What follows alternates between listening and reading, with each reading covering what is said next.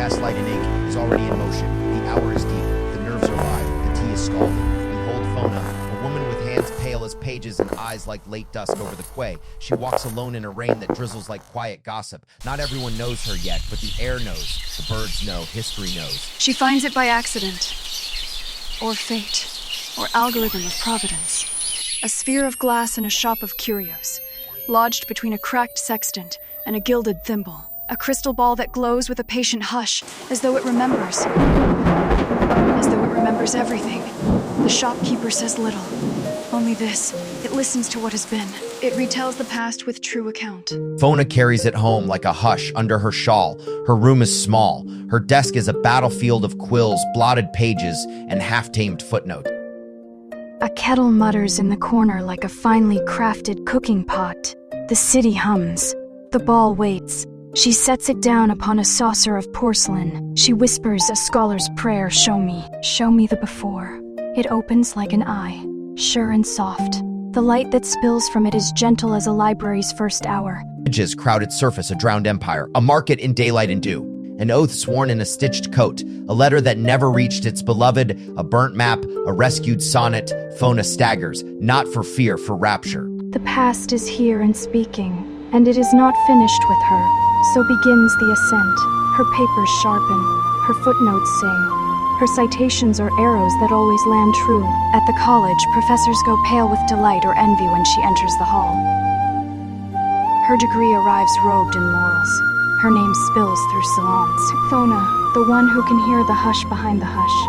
Phona, the one who can say, this is how it went, and people stay to listen. Phona, renowned historian. Spring inside Pandora smells of ink and horse and distant salt.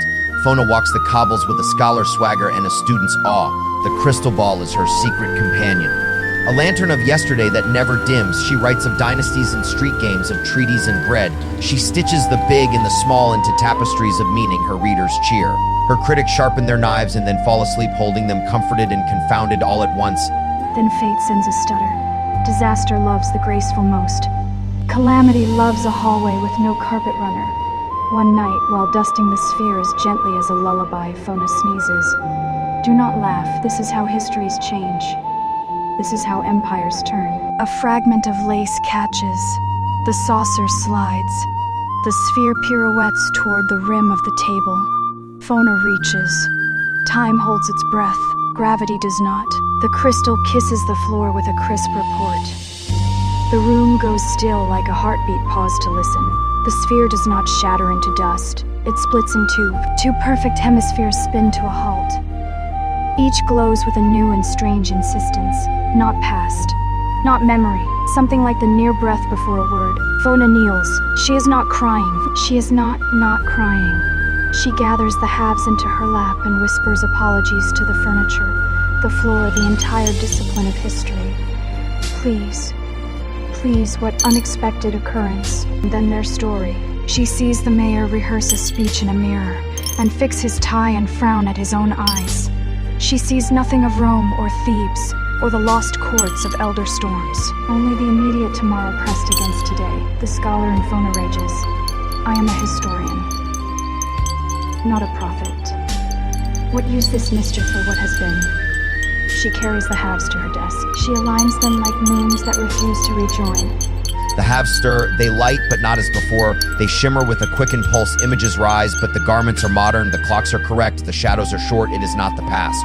It is a handful of hours yet to be. She sees a baker his store alight in fire in 1 hour 20. She sees a lamplighter slip on the quay in 2 hours 10. She sees a letter fall through a crack in the postbox at dawn. She sees a small boy drop a wooden horse near the park gate, and another boy find it and invent a new game that becomes their friendship. All anchored in what has been, and now this. Let me not be a laughingstock. Let me not be undone by a sneeze. She thinks and the thinking gathers. She thinks and the thinking lifts. She is stubborn as a corset. She tells herself what heroes tell themselves. Adapt or perish, pivot or be pinned. Morning, clarity, or at least coffee.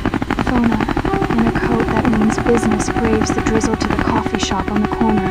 tries all manner of persuasion. Silk ribbons, silver pins, whispers of apology in Latin, soft songs in French, sharp lectures in Greek. The twins smile their new small smiles and flash their near future news, as though this is the gossip of gods. Phona stands at the window. She watches the city. Pandora gleams and sulks in equal measure. A clock strikes with perfect manners. Phona's mind writes to itself in quick sentences: my career, my name, my lectures, my articles. Where tired angels sip the morning and daydream of better boots. She orders a cup with a name the barista refuses to repeat. She takes a bench near the window where she can see both the street and her own reflection, a ghost in glass.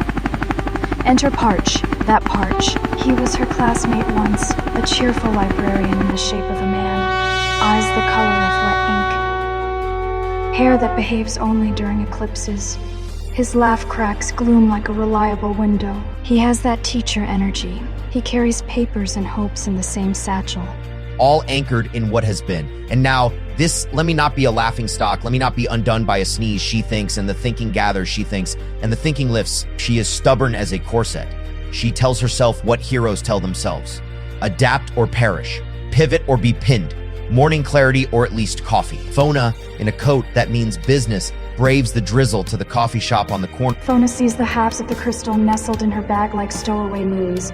She wants to confess. She does confess. The words tumble out in simple, painful honesty. I broke it. Now it sees forward.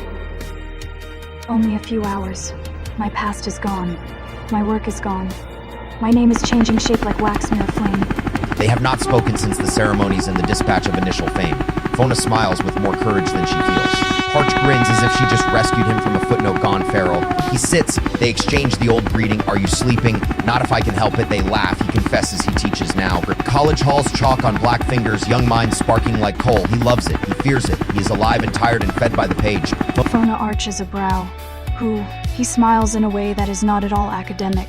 Mente. The name settles. The air stirs. Phona sees the name printed on the inside of her future. The halves whisper to her quietly from the bag. She does not look down. She looks at Parche with an older kindness, careful. Or not careful if it must be. Days cascade. The halves keep whispering tomorrow into her today. And Parche hears her like a historian hears a clock that is not chiming quite right. He does not laugh.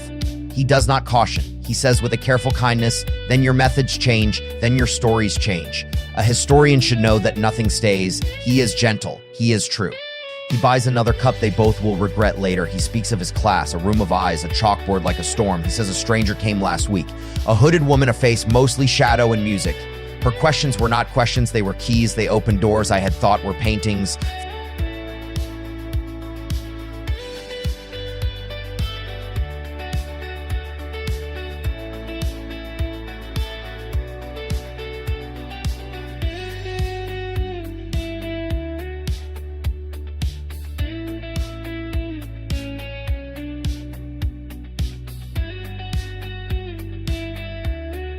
Finds herself making small rescues. She brings a bandage to the baker 2 minutes before his thumb remembers to bleed. She stands by the lamplighter's route with a steady arm, and he does not fall. She fishes the letter from the crack and leaves it where hands can reach. She returns the wooden horse. The boys invent the game anyway. Fate is flexible yet stubborn. This is true and mildly annoying. She writes of the past still, but not as before. She leans into what the future whispers. She uses it to preserve old things that might otherwise be lost. She sees a leak in the great archive roof 2 hours before rain remembers itself. She calls the keeper. They throw tar and prayer. The documents stay dry. She sees a thief glance at a folio bag and think better of it because Hona will be there. Hona, not yet soon. By noon, Phona writes for a magazine because Rent is a character too, past Arifax. Yeah. Spelled like that. The editor is precise as a metronome and speaks in aphorisms that chill and charm. Phona files profiles of ancient potters and harbor songs. She keeps the tone elegant as gilt and sharp as a paper cut. Her readers drink it like tonic. She is still a historian. She is still herself. She is also holding 2 pieces of the clock that refuses yesterday. But night is coming with its old mischief. Night asks her what she is beyond her papers and her manners. Night wants to see if she will leap. She designs a costume like a thesis, clean, severe. A letter stitched upon the breast. H, her hands tremble for a second as she sews it. H for history. H for heart, H for I will not be undone. She finds a helicopter because this is Pandora and the city will always have one improbable machine behind a velvet curtain. It is loud, but not too loud for the old rooftops. It obeys her like a cat when it wants to. She learns its levers with the same mind that learns Latin declensions on a slow morning. She names it Halcyon because she is dramatic in beautiful ways. She steps out at midnight. The cape falls neat. Her boots are ink black with a secret stitch. Her hair is pinned like a plan, no mask. Nothing to hide the face that writes history by daylight, yet something alters when she wears the H.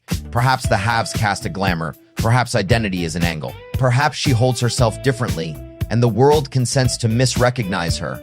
And instead of Phona, she is known as Hona, when in superhero costume with a written H. She lifts from the rooftop like a committed idea. Pandora spreads beneath her like a quilt of troubles and tea. She looks with the halves. She sees 3 hours, maybe 4, into the city's breath. She sees a carriage with a wheel that will refuse to be wheel-like. She sees a pickpocket regret the entire artistry of his wrist. She sees a fire begin as a smirk in a lantern behind the opera. She sees the library dream of smoke for a dangerous minute and then forget with her help. She flies in her helicopter. She intervenes with courtesy and nerve. Her speech is precise and minimal, like a quote that knows it will be read. She says, "Sir, you will not." She says, "Miss, please step back." She says, "Today we choose a different footnote." Ona becomes rumor, Ona becomes news, Hona becomes the whispered answer to a question no one asked aloud. She is tall, she is not tall, she is light, she is heavy as an oath. She is new and inevitable. The letter H appears embroidered upon the city's gossip. H for hope, some say. H for hush, says the old woman at the window, and sleeps well. By morning, Phona returns to her desk with a handful of rescues like fresh bread. She writes. Past Artifacts prints her sentences with a pride that looks like modesty and is not. In staff meetings, she is dry and quick. In footnotes, she is lush. She speaks of the preservation of the archive, of the luminous duty of keeping records alive long enough to be understood. She coins a phrase half in jest, proximal futurity as a lens for the recovery of endangered pasts. Her editor raises a teacup. Yes, run it. Meanwhile, in the lecture hall where chalk snaps and debates burn genteel and warm, Parche teaches with a joy that embarrasses him to confess. Mente sits near the back, hooded, not hiding, merely choosing where to glow. Her questions cast soft shade on easy answers. Her smile is a conjecture no one can refute. Parche likes her in a way that makes his hands more clumsy and his sentences more perfect. They walk after class between hedges that pretend to be listening. They speak of manuscripts and bread. He stumbles on the old story of Phona. Mente listens as though she has known this narrative all along. Mente's past is not recorded anywhere Phona can read. Mente's future is not in the halves unless she wishes it. She is made of hush and a call to wake. She is the future's older sister. She drinks tea like strategy. She writes her name on a fogged window and it stays a minute longer than physics agreed. Parche is smitten. The word used to mean struck. He is that. He proposes in a garden where the roses are overacting. She accepts with a nod that feels like a signature. The engagement becomes the new story among the scholars. They say love underlines the margins. Phona reads the announcement without flinching. She does not pretend it is nothing. She does not act like it is everything. She sends a gift wrapped in paper that whispers, "Be happy." This is beautiful. At night, Pandora pulls its shawl. Ona's helicopter churs like conviction. She skims the roofs. She watches the immediate future in the halves and takes the city's troubles one ahead of their time. A gang plans a theft at the Museum of Usual Wonders. She hovers above and sends a lantern signal that means precisely perhaps do not. They flee in confusion that tastes like relief. A storm tries to flirt with the river too insistently. She leverages ropes and civic enthusiasm, and a little luck to redirect the flirtation. A child wanders into an alley where bad promises bloom. Ona arrives before the promise can say its name. Phona begins to suspect gently that nothing was lost. Only the instrument changed. Her love of the past becomes a love of preserving the present long enough for it to turn into the past well. This is not prophecy. This is stewardship with a time advantage. This is revision of method with no repentance of motive. She writes this sentence in her diary with satisfaction that would be smug if it were not so earned. We do not merely observe time. We fit up the room for it to sleep in and live to tell the story in the morning.